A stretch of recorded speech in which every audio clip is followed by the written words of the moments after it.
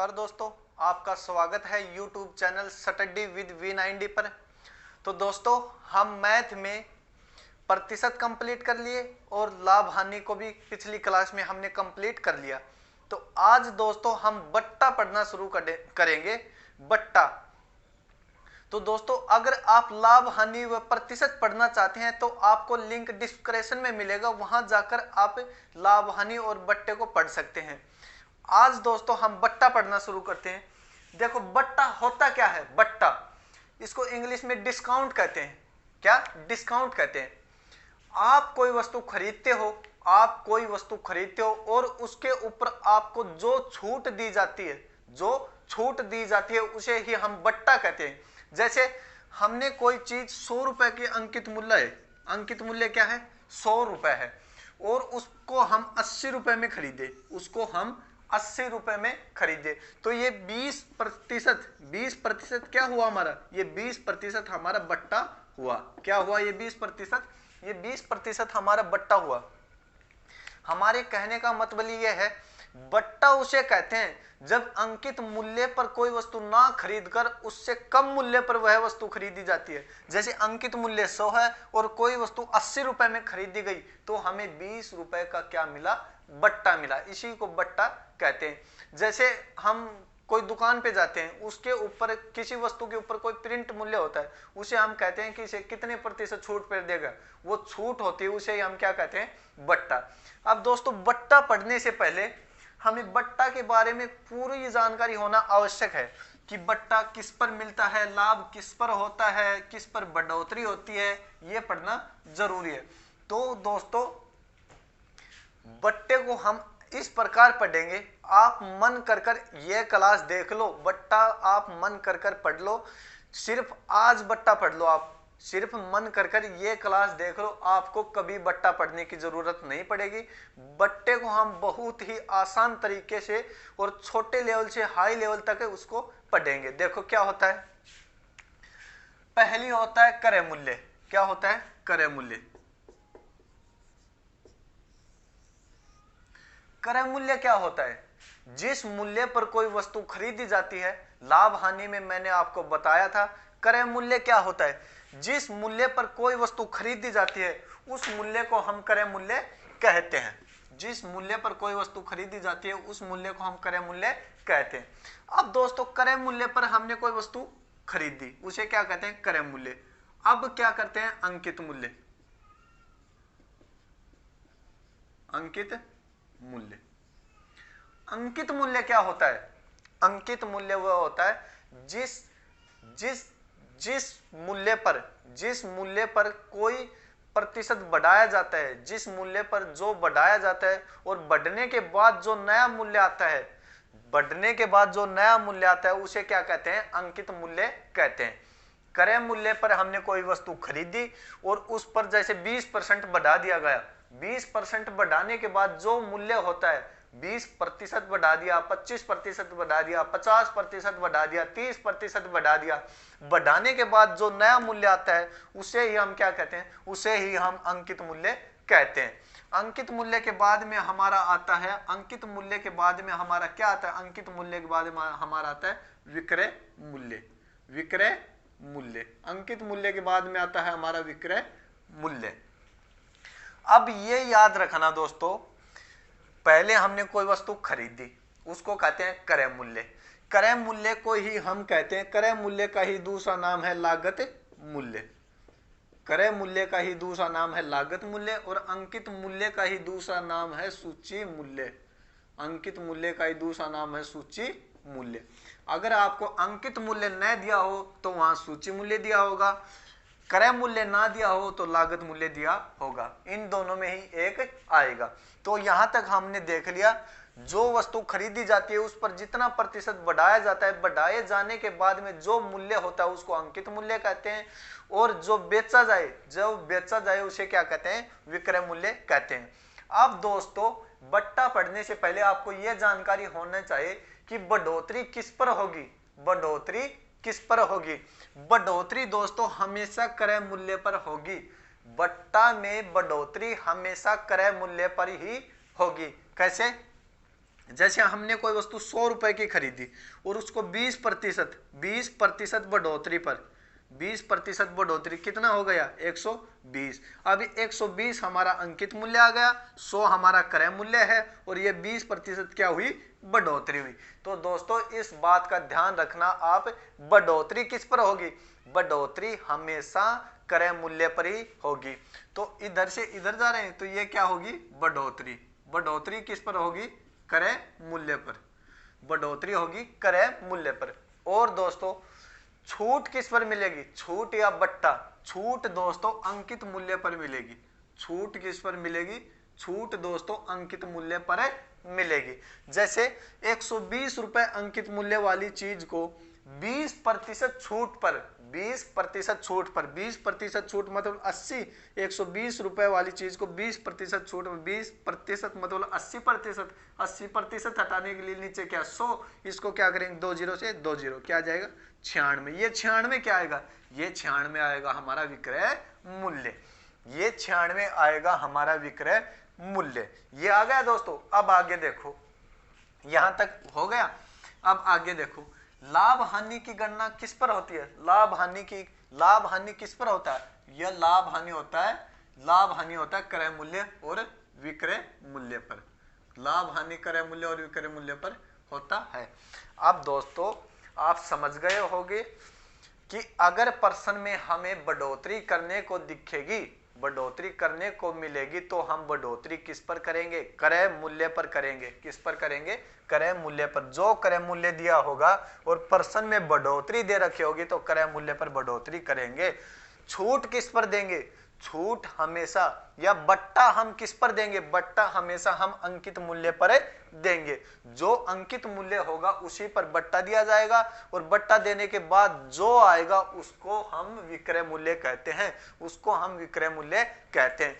और लाभ हानि की गणना किस पर होती है, लाभ हानि की गणना क्रय मूल्य पर होती है। जैसे क्रय मूल्य आ गया हमारा, विक्रय मूल्य आ गया हमारा, तो हम क्या निकाल सकेंगे, लाभ हानि निकाल सकेंगे। लाभ हानि की गणना किस पर होती है, क्रय मूल्य और विक्रय मूल्य पर लाभ हानि की गणना होगी। तो दोस्तों आप समझ गए होंगे कि बट्टा किस प्रकार से पढ़ना है। ये डायग्राम आप अपने नोट्स में उतार लो। सेम इसी तरीके से क्रय मूल्य पर बढ़ोतरी होगी, फिर अंकित मूल्य आएगा, अंकित मूल्य पर छूट देने के बाद हमारा विक्रय मूल्य आता है। और लाभ हानि की गणना हम क्रय मूल्य विक्रय मूल्य पर करेंगे। अंकित मूल्य का दूसरा नाम सूची मूल्य होता है और क्रय मूल्य का दूसरा नाम लागत मूल्य होता है। तो दोस्तों यहाँ तक आप अपने नोट्स में लिख लो, फिर आगे हम प्रश्न की तरफ रुख करते हैं। हाँ तो दोस्तों बट्टा में हमें पहला प्रश्न दिया हुआ है कि एक साइकिल का अंकित मूल्य 36,800 रुपए है, यदि 24% की छूट दी जाए तो विक्रय मूल्य क्या होगा। तो दोस्तों हमने आपको बट्टा शुरू होने से पहले एक डायग्राम बताया था। अब उस डायग्राम की मदद से ही हम संपूर्ण बट्टा को पढ़ेंगे। अब दोस्तों हमें इसमें क्या कह रहा है कि अंकित मूल्य ये क्या होता है हमारा, ये होता है हमारा क्रय मूल्य, इस पर होती है हमारी बढ़ोतरी, ये आता है हमारा अंकित मूल्य, इस पर होती है छूट, ये आता है हमारा विक्रय मूल्य। यही तो बात है दोस्तों। अब दोस्तों इसमें हमें क्या कह रहा है, अंकित मूल्य कितना दिया हुआ है, अंकित मूल्य की जगह ये 36,800 हमारा अंकित मूल्य दिया हुआ है। अब छूट किस पर मिलेगी, छूट यहाँ रखी जाएगी, यहाँ रखी जाएगी या यहाँ रखी जाएगी। आपको मालूम है छूट किस पर मिलती है, छूट अंकित मूल्य के ऊपर मिलती है। अंकित मूल्य क्या है हमारा, अंकित मूल्य 36,800 है, इस पर छूट कितनी है 24% की। दोस्तों जरूरी नहीं एक ही छूट मिले आपको, यहाँ 2 भी मिल सकती है, 3 भी मिल सकती है, 4 भी मिल सकती है, कितनी भी छूट मिलो, छूट सभी यहाँ रखी जाएंगी। कहाँ, यहाँ रखी जाएगी। अब कैसे करेंगे दोस्तों, अब हमें 36,800 रुपए की कीमत पर 24% की छूट मिल रही है, तो उसका विक्रय मूल्य पूछ रहा है, विक्रय मूल्य क्या होगा। अब इसको किस तरीके से करेंगे, अंकित मूल्य लिखेंगे 36,800, 24% की छूट है, 24% की छूट है, तो मतलब 100 की चीज कितने में दे रहा है, 100 की चीज कितने में, 100 की चीज 76 रुपए में दे रहा है, 100 की चीज 76 रुपए में दे रहा है। तो ये जो छूट होगी इसको हम 100 में घटाकर लिखेंगे। हमेशा जो छूट होगी उसको 100 में घटाकर लिखेंगे। अब 100 में घटाएंगे 24 तो कितना आएगा 76, यही तो आएगा 76%। अब प्रतिशत हटाने के लिए क्या करेंगे 100 का भाग देंगे, प्रतिशत हटाने के लिए 100 का भाग देंगे। अब दोस्तों इसको काट दो, 2 जीरो से 2 जीरो कैंसिल हो जाएगी और जब 368 को आप 76 से गुणा करोगे, 368 को आप 76 से गुणा करोगे तो हमारा उत्तर आएगा 27,968। तो हमारा उत्तर आएगा 27,968 रुपए, जो हमारा फाइनल उत्तर होगा। तो उसका विक्रय मूल्य कितना होगा, तो उसका विक्रय मूल्य होगा 27,968 रुपए। ये हमारा फाइनल उत्तर आ जाएगा। तो दोस्तों हमने प्रश्न शुरू कर दिए। पहला प्रश्न हमने बता दिया आपको, डायग्राम आपको पहले समझा दिया, किस पर बढ़ोतरी होती है, किस पर बट्टा दिया जाता है, लाभ हानि किस पर होती है। तो हमने पहला प्रश्न कर लिया, आपको समझ में आया होगा। प्रश्न नंबर अब 2 देखते हैं। हाँ तो दोस्तों क्वेश्चन नंबर 2 हमें दिया हुआ है, एक वस्तु का अंकित मूल्य 7500 रुपए या 7500 रुपए है और उस पर 6% की छूट देते हैं, उसका विक्रय मूल्य बताओ। हमें अंकित मूल्य दिया हुआ है और छूट दी हुई है और हमें पूछ रहा है क्या है, हमें विक्रय मूल्य पूछ रहा है। तो इसको किस प्रकार ख्याल करेंगे, ये है हमारा क्रय मूल्य, इस पर बढ़ोतरी होती है, फिर आता है हमारा अंकित मूल्य, अंकित मूल्य पर छूट दी जाती है, फिर आता है हमारा विक्रय मूल्य। अब अंकित मूल्य कितना है, अंकित मूल्य है हमारे पास 7500, इस पर छूट कितनी 6% की छूट है और इसका विक्रय मूल्य क्या है, हमसे प्रश्न में ये पूछ रहा है। अब देखो दोस्तों 7500 रुपए 7500 रुपए 6% की छूट, हमने आपको बताया छूट हमेशा 100 में घटाकर लिखेंगे। 6% की छूट को क्या लिखेंगे 94/100। ये 100 कहां से आता है, प्रतिशत हटाने के लिए यहाँ 100 आता है। 2 जीरो से 2 जीरो काट देंगे तो हमारा उत्तर क्या आएगा, हमारा उत्तर आएगा, इसको गुणा करेंगे तो 7050 हमारा विक्रय मूल्य होगा। विक्रय मूल्य हमारा कितना आएगा 7050 हमारा फाइनल उत्तर होगा। आ गया होगा दोस्तों आपको समझ में। तो इससे आसान ट्रिक और कोई नहीं हो सकती, आप देख लो। बस ये मेथड आपको समझ में आना चाहिए कि कहाँ क्या रखना है, फिर आपको प्रश्न का हल करने से कोई नहीं रोक सकता। सिर्फ आपको ये ध्यान में होना चाहिए कि पहले क्या होगा और फिर क्या होगा, कहाँ बढ़ोतरी होगी, कहाँ बट्टा दिया जाएगा और कहाँ लाभ हानि होगा। तो हमने दोस्तों 2 प्रश्न कर लिए। अब प्रश्न नंबर 3 की तरफ देखते हैं। हाँ तो दोस्तों क्वेश्चन नंबर 3 हमें दिया हुआ है कि एक कुर्सी की कीमत 500 रुपए है, इसे 10% की 2 क्रमवार छूट पर बेचा जाता है, तो विक्रय मूल्य बताओ। पिछले 2 प्रश्नों में हमें केवल एक छूट दे रखी थी, लेकिन इस बार हमें क्या कर रखा है, इस बार हमें 10% की 2 छूट दे रखी है, जो कि हमें प्रश्न में दिया हुआ है कि 10% की 2 क्रमवार छूट पर उन्हें खरीदा जाता है। तो दोस्तों वही हमारा मेथड क्या करेंगे, ये आता है हमारा क्रय मूल्य, इस पर हमारी होती है बढ़ोतरी, फिर आता है हमारा अंकित मूल्य, अंकित मूल्य पर छूट देने के बाद आता है हमारा विक्रय मूल्य। अब ये बताओ हमारा कीमत कितनी है 500 रुपए, हमारी कीमत, यह हमारा छूट हमेशा किस पर आती है, छूट हमेशा अंकित मूल्य पर ही होती है। तो अंकित मूल्य क्या है हमारा, अंकित मूल्य है हमारा 500 रुपए। अब इस पर 10% की 2 छूट होती है, एक ये छूट हो गई 10% की और दूसरी ये छूट हो गई। 10% की 2 छूट होती है, फिर उसका विक्रय मूल्य क्या होगा ये पूछ रहा हमें। तो दोस्तों किस तरीके से करेंगे, जिस तरीके से हमने पिछले 2 प्रश्न किए उसी तरीके से इसको भी हल करेंगे। हमें मालूम है अंकित मूल्य कितना है 500 रुपए, उस पर 2% छूट दी जाती है, एक 10% की, पहली 10% की, तो 100 में से 10 घटाएंगे क्या आएगा 90/100, यही तो आएगा। और दूसरी कितनी, दूसरी 10% की, ये भी क्या आएगा 90/100। तो दोस्तों याद रखना जितनी भी छूट हो, चाहे 10% की, 20% की, 30%, 50%, 100 में से घटाकर ऊपर लिखो और नीचे 100 लिख दो और अंकित मूल्य दिया उसको काट दो, वो हमारा विक्रय मूल्य आ जाएगा। अब दोनों 10-10% के हैं तो 90/100, 90/100 हमने लिख दिया। अब इसको काटेंगे तो हमारे क्या आ जाएगा, अब इसको काटेंगे तो हमारा आ जाएगा विक्रय मूल्य आ जाएगा। काटो, 2 जीरो से 2 जीरो कैंसिल, 2 जीरो से 2 जीरो कैंसिल, ये कितना आ गया 9 निम 81, 81 को 5 से गुणा करेंगे तो ये कितना आएगा, ये आएगा 5, 8 पंजे 40, कितना आएगा 405 हमारा, 405 हमारा क्या आ जाएगा, 405 हमारा विक्रय मूल्य आ जाएगा, जो कि हमारा फाइनल उत्तर होगा। अब देखो दोस्तों क्वेश्चन नंबर 4 की तरफ रुख करते हैं। क्वेश्चन नंबर 4 हमें क्या दिया हुआ है, हाँ तो दोस्तों क्वेश्चन नंबर 4 हमें दिया हुआ है कि एक दुकानदार अपने माल का दाम 60% अधिक अंकित करता है और अंकित मूल्य पर 25% की छूट देता है।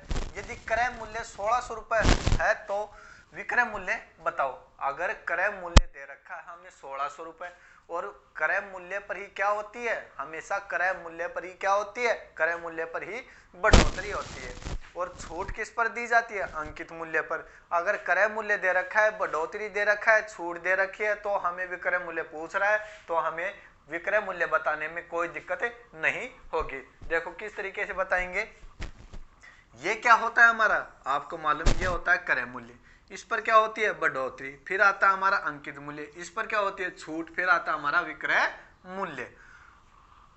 ये बताओ आप क्रय मूल्य कितना है हमारा, क्रय मूल्य है हमारा 1600 रुपए, बढ़ोतरी कितनी है, दाम अधिक अंकित करता है, बढ़ोतरी अधिक, ये क्या होती है, ये क्या कहाँ होता है, ये अंकित मूल्य सॉरी क्रय मूल्य पर होता है तो 60% क्या है बढ़ोतरी।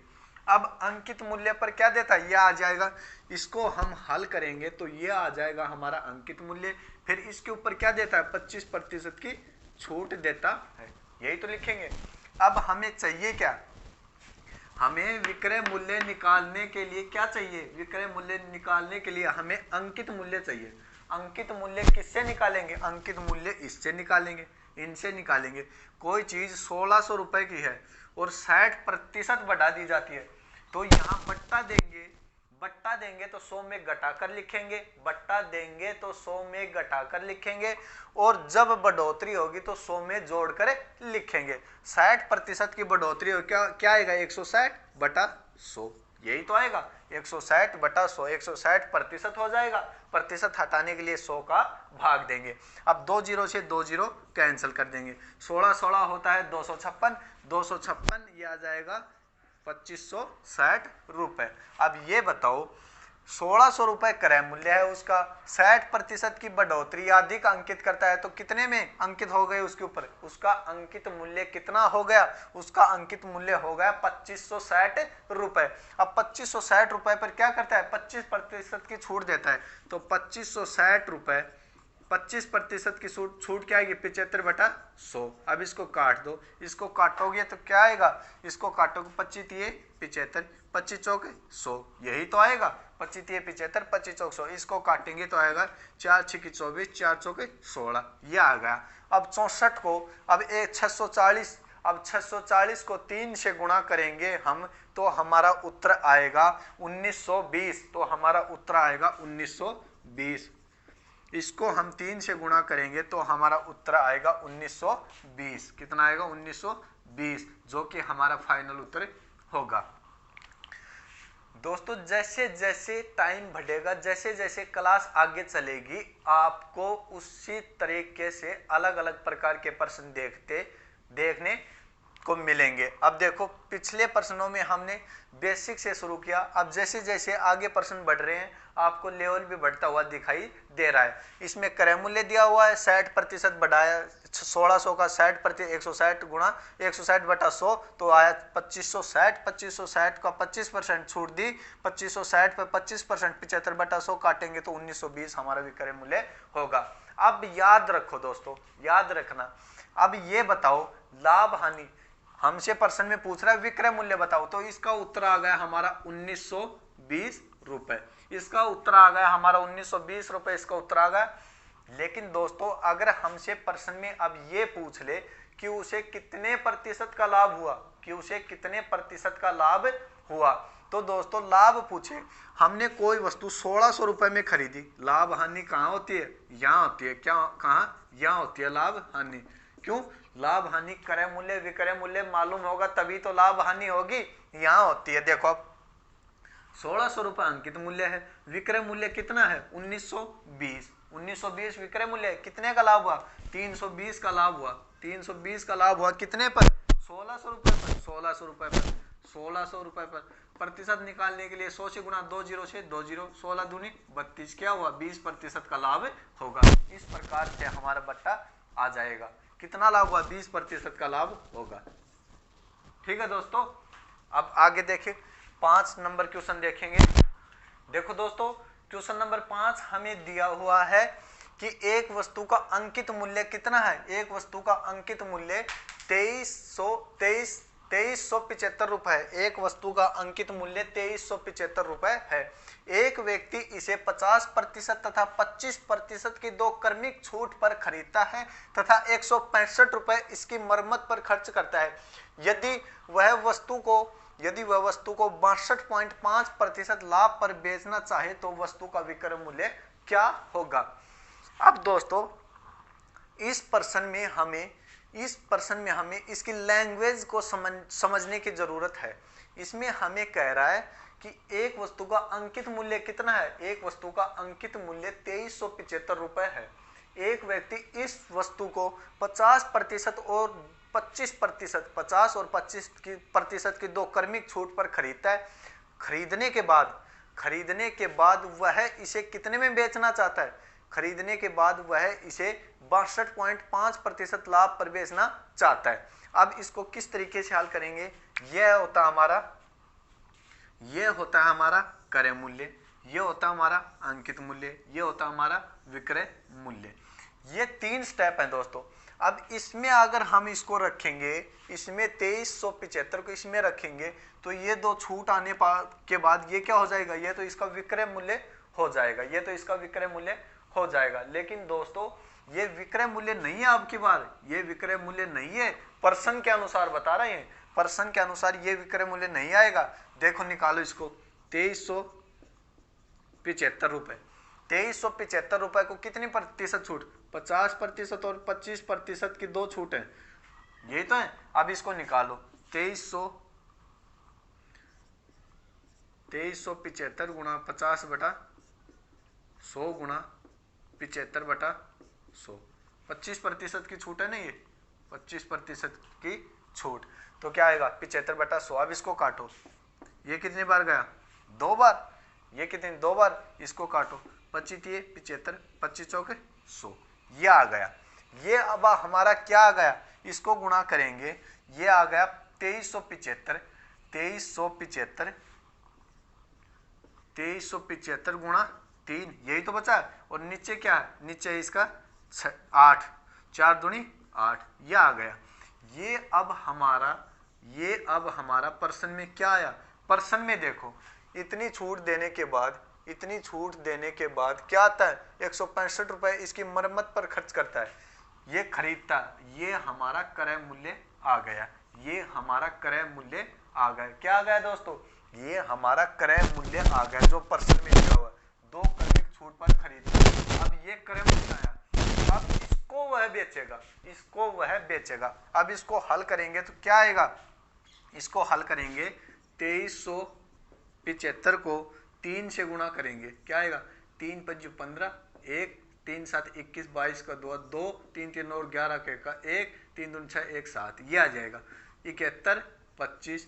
71 25 को 8 से भाग देंगे तो क्या आएगा, ये आएगा 8 8 8 64, बच गए कितनी 64 और 7 8 9 72 0, और ये आगे जाएगा हमारा, ये 0 हो जाएगा, 8 6 48, बच गए कितनी 2, 8 दूनी 16, 8 5 20। अब इसमें कितने जोड़ेंगे हम, अब इसका हमारा आ गया क्रय मूल्य आ गया हमारा 890.625, ये आ जाएगा हमारा क्रय मूल्य आ जाएगा। अब इसमें हम 165 रुपए जोड़ेंगे, इसमें 165 रुपए जोड़ेंगे तो यह आएगा हमारा 5 5 6 8 1 9 8 9 10, यह आ जाएगा हमारा 1055.625, यह हमारा क्या आ जाएगा, यह हमारा क्रय मूल्य आ जाएगा। अब इस पर हमें क्या लेना है, इस पर हमें 62.5% का लाभ लेना है। कितने पर,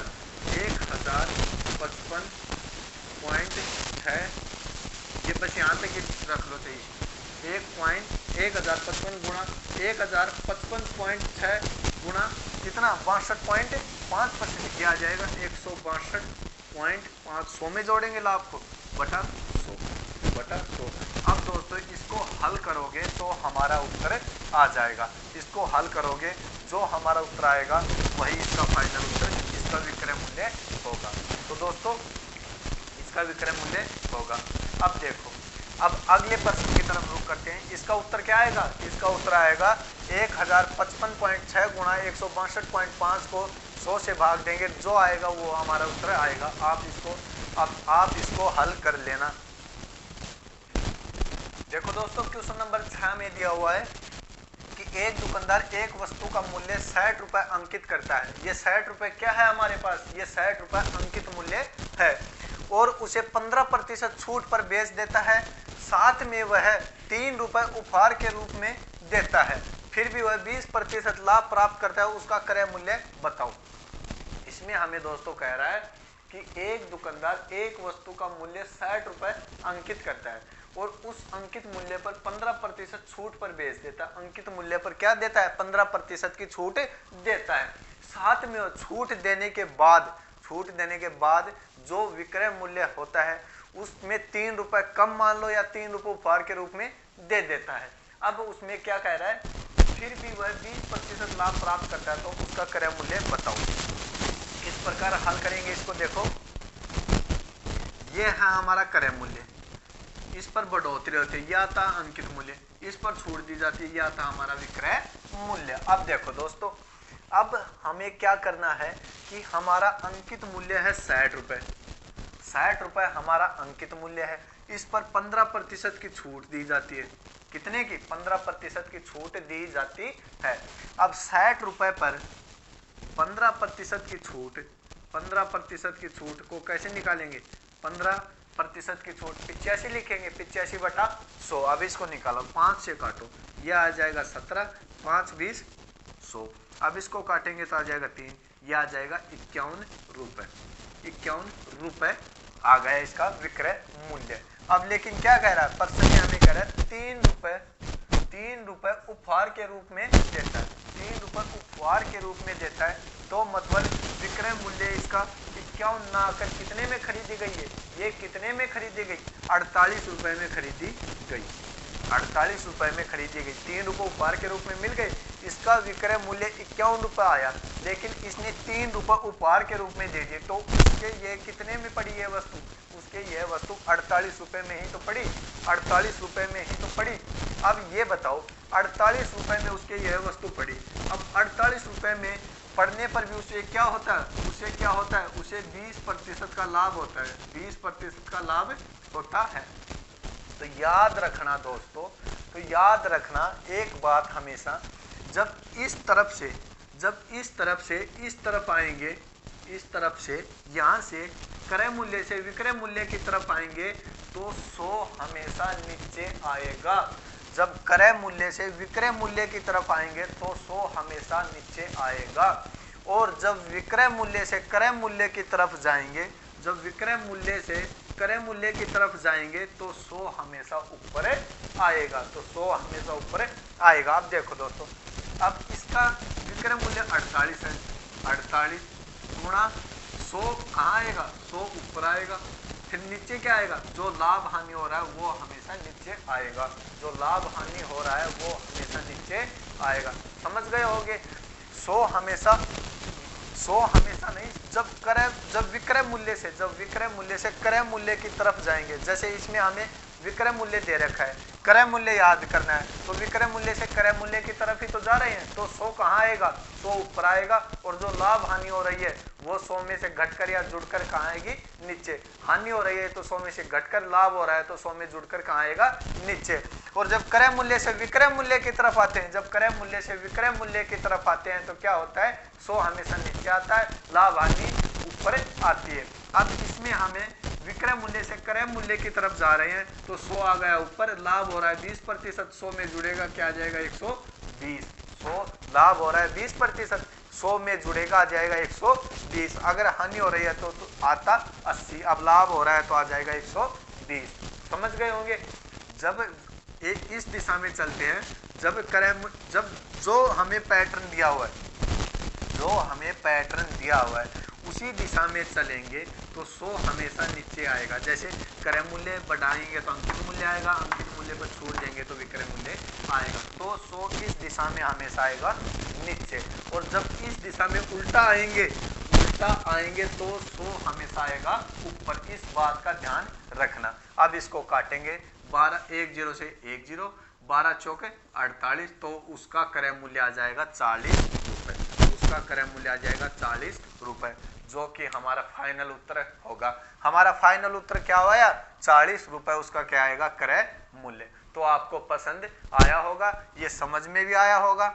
और दोस्तों आगे भी देखते हैं इसी प्रकार का प्रश्न हमें क्या दिया हुआ है। प्रश्न नंबर 7 देख। हाँ तो दोस्तों क्वेश्चन नंबर 7 हमें दिया हुआ है कि एक साइकिल जिसका अंकित मूल्य 2000 रुपए है 20% और 10% के दो क्रमवार बट्टे के साथ बेची जाती है। नगद भुगतान के लिए 5% का अतिरिक्त बट्टा दिया जाता है। नगद भुगतान के लिए साइकिल का विक्रय मूल्य बताओ। इसमें हमें कह रहा है कि एक साइकिल जिसका अंकित मूल्य 2000 रुपए है उसे 2 बट्टे दिए जाते हैं। 2 बट्टे कितने कितने प्रतिशत के हैं? एक 20% का है और एक 10% का है।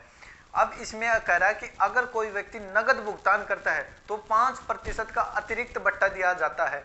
अगर नगद भुगतान पर कोई साइकिल लेना चाहे तो वह साइकिल उसे कितने रुपए में मिलेगी, मतलब उस साइकिल का विक्रय मूल्य क्या होगा। अगर नगद भुगतान पे लेना चाहिए तो इसका मतलब हमें 3 बट्टे मिलेंगे। नगद भुगतान पर लेता है तो 3 बट्टे मिलेंगे, उधार में लेता है तो उसे 2 बट्टे मिलेंगे। हमें प्रश्न में नगद भुगतान पर पूछ रहा है तो उसे 3 बट्टे मिलेंगे। इस बात का आप ध्यान रखना कि अगर कोई अतिरिक्त बट्टा मिलता है और उसी पर खरीदा जाता है, अगर कोई अतिरिक्त बट्टा मिलता है और उसी पर खरीदा जाता है तो हम तीनों बट्टों पे काम करेंगे। जैसे इसमें हमें दे रखा है, ये हमारा क्रय मूल्य आता है, यहाँ हम बढ़ाते हैं फिर अंकित मूल्य आता है, यहाँ हम बट्टा देते हैं फिर हमारा विक्रय मूल्य आता है। इस बार हमें बट्टा कितने दे रखे हैं? इस बार 3, एक 20% का है, एक 10% का है और एक 5% का है। अब सर ये 5% का कैसे आया? अरे हमें क्या कर रहा है? नगद भुगतान पर खरीद रहा है, नगद भुगतान पर खरीद रहा है तो 5% का भी तो आएगा, ये भी तो मिलेगा उसे। ये बट्टा मिलेगा या नहीं मिलेगा? जब वो नगद ही भुगतान करेगा तो 5% अतिरिक्त बट्टा भी उसे मिलेगा। अगर नगद ना करता तो उसे कितने? 2 ही बट्टे मिलते। अब देखो हमें प्रश्न में क्या दे रखा है? अंकित मूल्य दे रखा है। कितना अंकित मूल्य है उसका? 2000 रुपए। और 20%, 5% और 10% के बट्टों के बाद उसे कितने में मिलेगा? निकाल दो अब इसको उसी तरीके से। 2000 गुणा 20% 80/100 गुणा 10% 90/100 गुणा 5% 95/100। ये 95/100। अब इसको काट दो, 2 0 से 2 0, 1 2 0 से 2 0, 1 0 से 1 0। इसको काटेगा ये आएगा 5 और ये आ जाएगा कितना? 19। 9 8 72। 72 को 19 से गुणा करो। 72 को 19 से गुणा करोगे तो हमारा उत्तर आएगा 1368। कितना आएगा? 1368। 1368 हमारा फाइनल उत्तर आ जाएगा। तो इसका विक्रय मूल्य कितना होगा? उसका विक्रय मूल्य होगा 1368 रुपए। समझ गए दोस्तों? उसका विक्रय मूल्य होगा 1368 रुपए। ये 1368 रुपए उसे कब? जब वो नगद भुगतान करेगा तब उसे 1368 रुपए में मिलेगी। अगर वह नगद भुगतान ना कर उधार में लेता, हमारा उत्तर आ गया 1368 रुपए इस प्रश्न का। लेकिन हम एक्स्ट्रा देख रहे हैं। एक्स्ट्रा क्या? अगर वो मानो नगद भुगतान ना कर उधार में लेता तो उसे कितने बट्टे मिलते? उसे केवल 2, 20% और 10% के बट्टे मिलते। तो उसका विक्रय मूल्य क्या होता? 2000 रुपए गुणा 20% का बट्टा 80/100 और गुणा 90% का बट्टा 10% का बट्टा 90/100। अब इसको काट दो, 2 0 से 2 0 और इन 2 0 से ये 2 0। अब इसको काटो, 16 में कितना आएगा? 144। उसे ये साइकिल कितने में मिलती? उसे ये साइकिल 1440 रुपए में मिलती। उसे कितने में मिलती? उधार में 1440 में, नगद में ले रहा है तो 1368 में उसे मिल जाएगी। तो दोस्तों आज हम बट्टा में क्लास 1 यहीं तक ही देखेंगे। आगे हम क्लास नंबर 2 पढ़ेंगे। तो आपको बट्टा समझ में आया होगा, ऐसे आशा करते हैं। और दोस्तों अब आप उस डायग्राम को आप और अच्छी तरीके से देखना, फिर आपको बट्टा पढ़ने में और भी मजा आएगा। तो धन्यवाद।